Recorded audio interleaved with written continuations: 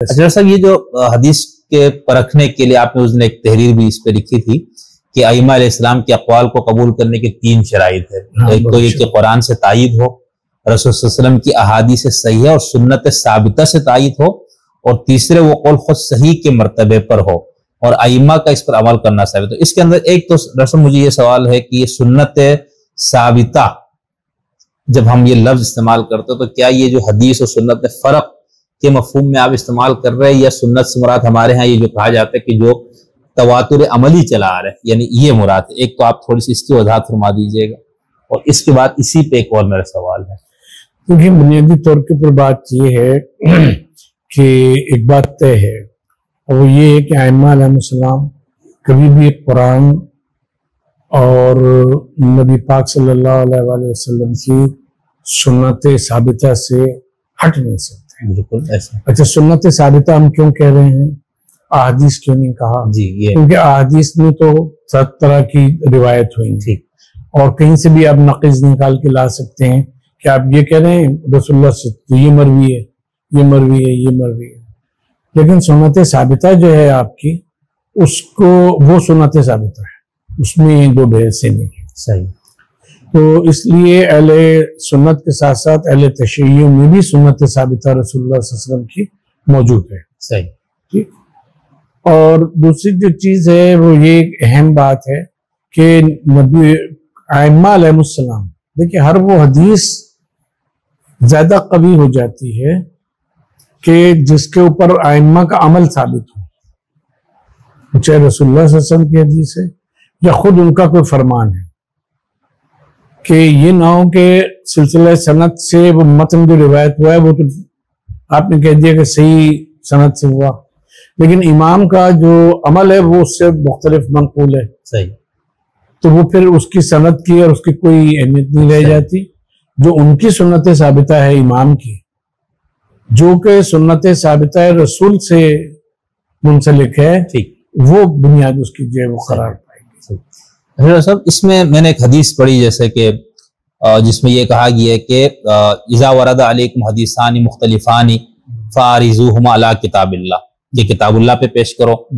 فإن وافق کتاب اللہ فخذوہ، ٹھیک ہے، وما خالف کتاب اللہ فذروہ، تو کتاب اللہ سے مطابق اس کو لے لو، جو میں اپنے ناظرین کے لیے ترجمہ کر رہا ہوں.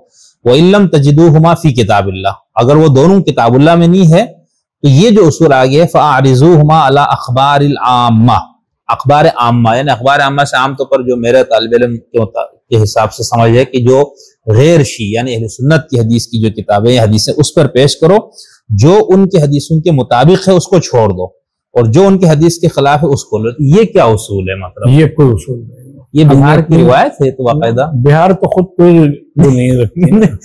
یہ بہار کی خود کی تو کوئی حیثیت نہیں ہے حدیث میں. یہ الکافی کی روایت ہے، یہ الکافی کی روایت ہے. اور ہم نے کتاب العلم میں، فضل العلم میں اس کے اوپر بحث بھی کی. دیکھیں، اچھا اس کی وہ نہیں درایتاً آپ مان لیں، ایک بات مان لیں کہ یہ صحیح ہے، فرض کی پہلے یوں سمجھیں. اگر ہم یہ مان لیتے ہیں کہ یہ روایت صحیح ہے، جی، تو پھر ہمارا کون سا عمل ہے کہ جو اہل سنت کی کتابوں میں نہیں نقل ہوا؟ فقہی جی طور پہ ہاتھ کھولنا ہے، اکثر مالکیہ میں ہے، ٹھیک ہے، امام طبری کے پاس ہے، ٹھیک ہے، پاؤں کا. اسی صورت سے آپ کرتے چلے جائیے، پھر تو نہ روزہ رکھ سکتے ہیں، نہ نماز پڑھ سکتے ہیں، نہ وضو کر سکتے ہیں، حج کے احکام ہیں. اسی صورت سے یہ بات کہنا کہ جو عامہ کے اس پہ آئے تو اس کو رد کر دو، تو پھر تو ہم کچھ کر ہی نہیں سکتے. نماز جنازہ اہل سنت میں اور ہم میں کیا فرق ہے؟ ہمارے وہاں یہ کہ آخر میں ایک تکبیر اور کہتے ہیں، ان کے وہاں آخر میں ایک تکبیر اور نہیں کہی جاتی. 4 تکبیریں، وہاں 5 تکبیریں. تلقین میت ان کے وہاں بھی ہے، ہمارے وہاں بھی ہے. الفاظ تھوڑے سے مختلف ہیں کیونکہ وہ واجب نہیں ہے. آپ کسی بھی الفاظ میں مختصر اہل سنت تلقین میت، لقنوا موتاکم، اپنے جو مردے ہیں ان کو تلقین کرو، اس کی عبارت ہے سید صادق وغیرہ نے سمجھ. تو بات یہ ہے کہ یہ تو بداہتاً یہ بات غلط ہے کہ اہل سنت کے اس میں جو آئے منقول ہو اس کے خلاف کرو. ایسا اگر کرے تو ہم تو دینی ہاتھ سے چلا جائے گا. نہیں تو پھر اس قسم کی حدیثوں کا کیا وہ ہے مطلب، یعنی یہ لوگوں نے گڑی ہوئی چیزیں کے وضع کردہ ہیں چیزیں اس کو لگا دی ہیں۔ اچھا صاحب میں کا ٹائم بھی زیادہ لے رہا ہوں، اور مجھے لگتا ہے کہ میں آپ سے 3-4 نشستوں کی درخواست کروں گا۔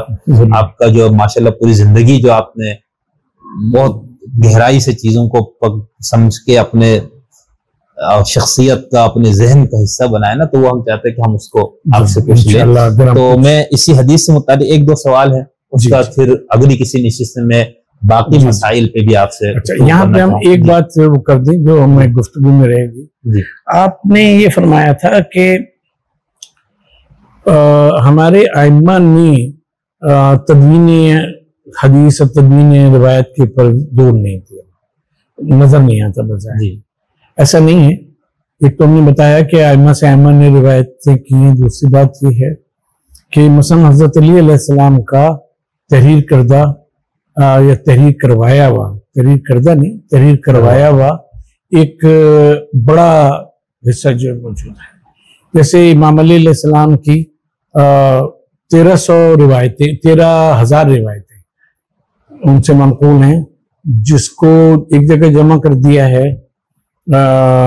آیت اللہ قبانجی تھے عراق کے، انہوں نے مسند امام علی ابن ابی طالب سے 13,000 روایات جو ہیں کی۔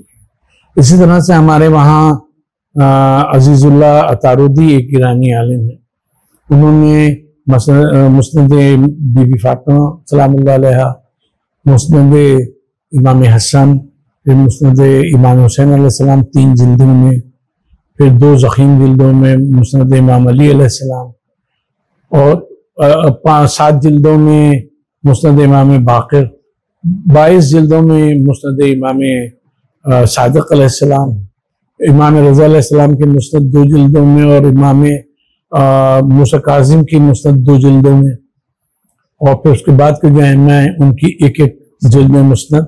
تو وہ احادیث جو ہیں وہ گزشتہ کتابوں سے، جیسے نوادر الحکمہ اور تفسیر قمی اور ان سب سے وہ ہو کے کشید کر کے وہ وہاں ایک جگہ جمع کر دی گئی۔ میرا وہ تدوین سے مراد میرا یہ تھا کہ جس طرح قرآن کے اوپر، جس طرح خلفاء کے دور میں بھی خود حضور نے بھی اتنے کاتبین کو 45 کا کئی 50 کا نام آتے ہیں، اس اہتمام کے ساتھ میرا مطلب وہ حضرت علی علیہ السلام کے تقریباً 7 کاتب ایسے ہیں جن کو آپ نے مقرر کیا، اور بلکہ یہ فرمایا کہ جو 2 درہم کے کاغذ لے کر آؤ اور جو میں کہتا جاؤں اس کو لکھتے جاؤ۔